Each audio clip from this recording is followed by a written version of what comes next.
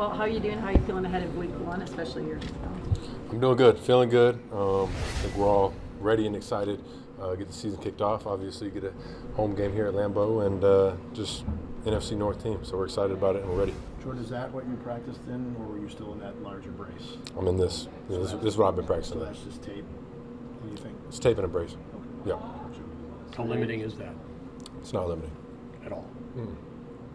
So did Micah flip that dune buggy you guys were riding in Dubai? Did he flip it? When you said if you flip it, you got to come to the Packers in the video they posted. Man, hey. He actually didn't flip it, but I think we were able to get him. You know, what I mean, maybe we had a side bet going. The Doom Buggy stuff, that was a great time. We didn't flip it. We were safe out there. No one got hurt. But man, I'm excited to have Micah Parsons here in Green Bay. Did you have any inkling of this just because you guys share agents, and what do you think of just bringing a guy like that into this team?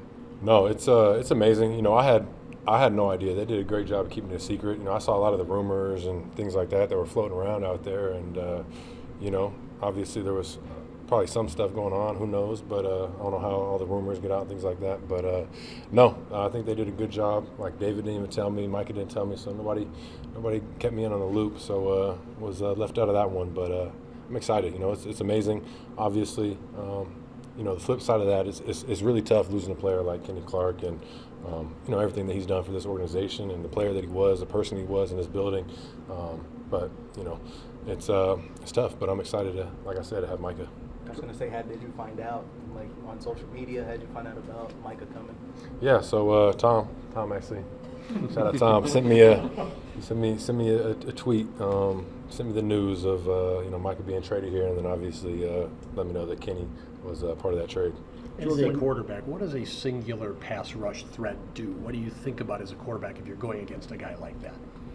I mean, I think anytime it's something that you got to plan for throughout the week. You know, anytime you're going against a really good edge rusher, you got to have a plan to try and limit him, or else you know, those guys can easily wreck a game and throw off timing, things like that. So you just got to have a good plan going into a week, and obviously got to know where those guys are at on the field at all times. And you know, anytime they sub out of the game, you know, you got to you take your chances on dialing up some bigger shots, things like that. So you know, it's something you got to just prepare throughout the week for.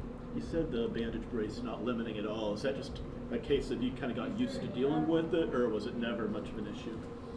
No, it's never been much of an issue having it wrapped up and things. I think just for me, it's just getting the strength back and things like that into my thumb has been the biggest thing. But yeah, the brace and the tape, nothing has been limiting. How do you protect it when you hit the ground? Assuming you end up on the ground at least a couple times somehow or another. Yeah, I don't know. That's a good question. I haven't hit the ground at all yet. So I think that's one of those things that just got to figure it out on game time, and you know, obviously try and stay up as much as possible to keep myself protected. But we know it's football. You know, there's going to be instances where I'm going to get tackled, go to the ground, things like that. So I don't know. We'll see how it is. But the brace does a good job of just protecting my thumb, things like that. But yeah, I haven't been hit yet. So you know, Sunday will be my first opportunity to see what it feels like. Jordan, are you going to be able to hand off with it, or do you think you'll still do the modified stuff? Yeah, I'm going to be able to hand off with it. Yeah. Obviously, y'all emphasize getting off to fast starts every game, but after the way the last two Detroit games went a year ago, just how paramount is that? How much of an emphasis is that going into this one? Yeah, very much so. You know, I think anytime you're going against a team who has, you know, a really good offense and also a good defense, it's paramount. You know, you got to start off with a hot start, put some points up, because you know, if you get behind, you know, an offense like that, you know, you got to be putting up points in a hurry to keep up with them. So, you know, they're a good team. We know who they are. We know what they're all about. And like you said, you know, based off last year, just that was a lot of, I feel like a lot of cases in the games were just slow starts, things like that. Got behind the 8 ball. So definitely want to come out swinging, come out fast, and just execute. You know, it just comes down to executing simple plays, throwing and catching, and make plays when the ball comes your way, and staying out of, you know, putting ourselves in bad positions with penalties and things like that, being behind the sticks. Jordan, how much does it stick with you guys as a team getting swept by them last year? I mean, does that linger? Does that hang around? Do you just forget it and move on? Like, what's the approach? No, definitely sits with you. You know, I think not even going against the Lions, but just our performance against every team in the NFC North, you know, wasn't good enough, wasn't up to our standards. So that's definitely something that's lingered with us throughout the offseason. And you know, it's always a point that we focus on is trying to go out there and win the NFC North. You know, it starts with that. So we definitely got a good test coming here week 1, be able to get us started on the right foot. So you know, we'll be ready for them, and it just comes down to going out there, executing, playing our best game. Jordan, in what ways does week 1 feel different this year than the last 2 starters? Obviously, week 1, your first year starting, had its own nerves and emotions. Last year, the huge trip to Brazil. Now you're starting this at home for the first time in your career as well. Yeah, I think week 1, there's always, you know, some nerves in it. You know, first game of the season, like we talked about before, all the just unscouted looks, you know, not knowing exactly what they're going to be about this year on defense and things like that. So there's always some nerves, things like that. But, you know, you get settled in the game pretty fast and get back in that mode of just going out there and playing. But I think the biggest thing is just, you know, not knowing what to prepare for exactly with a new coordinator. So you never know what what you're going to see on Sunday. So you just got to be ready for everything. Where is how much can you hang on Matthew Bolton in the first game? You know, how much he made it through every practice. Can you hang on him? What do you mean by that? How much can you put on him to you know, carry the team or carry the receiver? Yeah, I mean, I think that's something that he doesn't have to do. You know, he doesn't have to carry the team at all. You know, I think what he's done is just making plays when the ball comes his way, and I think, especially at that receiver position, that's all you can do. You just got to go out there, do your 1/11th, try and focus on doing your job on every play and executing at a high level, and then obviously when the ball comes your way, go up there and make those plays. So, you know, I think he's done a great job throughout camp, and you know, I'm excited to see him once we get started on Sunday. But you know, I don't think there's ever too much pressure on him to go out there and, you know, like you said, kind of put the team on his back. You know, just go out there and play your game, make plays when the ball comes your way. But, you know, we still got other guys. We got Rome. You know, hopefully get Wicks back. Hopefully get Jerry back. We'll see about them. But we got other guys that, you know, it's not all on MG. How much of a jolt does it give this team to have a player like Micah Parsons on your roster for week 1?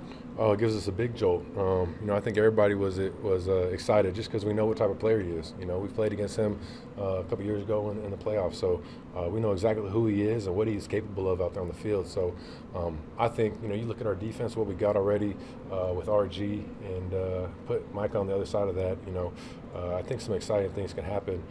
So I'm excited to see them. You know, I don't want to speak too soon, but I'm really excited to see them out there wearing that green and gold.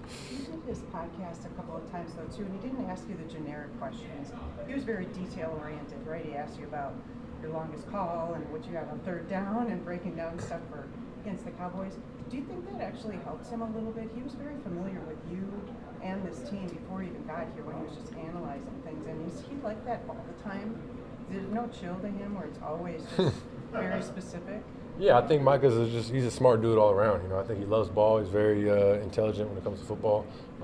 And, you know, he's asking, like you said, he has smart questions. He's trying to learn about the offense and kind of our plan for going into a game and things like that. So I think that just shows you where he's at mentally, what he's thinking of outside in the offseason. But at the same time, you know, some of those interviews are just fun.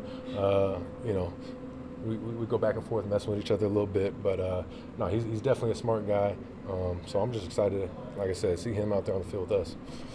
Jordan, you guys didn't face Hutchinson last year against Detroit. What do you remember about him? Yeah, no, I mean Hutchinson, he's a really good player. You know, I think his tape speaks for himself. He's another guy who is a game wrecker. You know, you got to know where he's at all times and have a plan to try and stop him. But like you said, we you know, he was dealing with his injury last season, so didn't get to see him. But you know, I think we'll be ready for him. We'll have a plan for him. But like you said, he's a very good player. No easing into things at all. Detroit, Washington, right after that. Can you afford to look ahead and say how these are important games? They're at home against these NFC contenders, or is it literally what's right in front of you? Right in front of you. You know, I think that's always the mindset. What we try and focus on is never looking forward. You know, never looking ahead. Just focus on the team we got coming in this week and take care of business this week, and then you know, we'll move on to the Commanders the following week. But I mean, like you said, yeah, we do have two good teams coming in here, and it'll be a good test for us to, you know, see where we're at early in the season. Jordan, what have you thought of the way that going for it on fourth down has become in vogue even more year by year? It's not like you guys haven't done it. Dan Campbell's certainly known for it, but year by year it seems like offenses are more and more aggressive. Why do you think that is? And has it been noticeable during your career to change? Yeah, I think a lot of that goes into just the analytics. You know, I think coaches are playing the analytics and have good chances going for it on fourth down and picking up first downs versus whether that's punting, kicking a field goal, whatever that might be. And obviously field position plays into that. But we know the Lions are a team that's been aggressive in the past on fourth down, things like that. So I think all that just comes down to the mindset of the coaching staff and trusting the players, and obviously I think analytics plays a part in how they decide that. And as an offensive player, do you like that's happening more and more as a guy who gets? I always love standing on the field, go for it. I always got that confidence that we're going to pick it up, and then we'll figure it out after the fact. But I love that. I think anytime we go for it on fourth down, I think it just shows that confidence that the coaching staff has in us to be able to go out there and pick it up, and it just comes back to us to be able to go out there and execute. But yeah, I love going for it. Jordan, what did you guys have to do to sort of make up for some of the lost reps? You were out, receivers were out, the line had some movement. What did you guys do to sort of make up for those lost snaps? Yeah, no, we've been doing a good job. Obviously, I think Wicks, he's been back this week and been integrating him back. And, like you said, for him, it's kind of catch up. He's missed a lot of time, missed a lot of practice. But like I said before, he's a guy he's got banked reps. He's done this before. It's not like we're running new stuff. So he's just got to get back in that mode of, being in shape, being conditioned, and going out there and attacking these DBs. But he's done a great job this week going out there and making plays. So it's very noticeable having a guy like that back out there. But yeah, it's always something that, like I missed time too, where you just got to get back in that rhythm, get back in that flow of, going out there against other teams, because when you're just doing rehab, things on the side, it's just not the same. Jordan, I guess how much pressure do you think comes off of a quarterback if you have a dominant defense and they're playing well? Do you feel like that takes pressure off you at all? Obviously, you still have to perform. Do you feel like it takes some of that feeling like you don't have to throw for 400 yards or just like have a spectacular performance? No, I always look at it like I'm trying to go out there and put my best foot forward. Offense, we're trying to go out there and put our best foot forward. Obviously, you want the defense to go out there and do the same and be as dominant as possible. And when that happens and they're getting stops back to back and making it tough for offense to score, obviously that plays in our favor. But at the end of the day, we still got to go out there as offense and put up points. We can't be just sitting back relying on the defense to get stops and hopefully hold teams to low scores. We got to be on the attack. And I always got that attacking mindset that we got to go.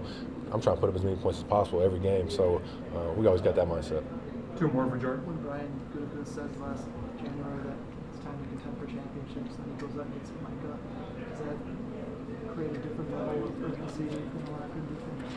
Yeah, I think every season we got to have that level of urgency to have that mindset that we're going to go out there and compete for it. But I think, like you said, bringing a player like Micah just shows what Goody's thinking. The team we have this year and what we're getting prepared for.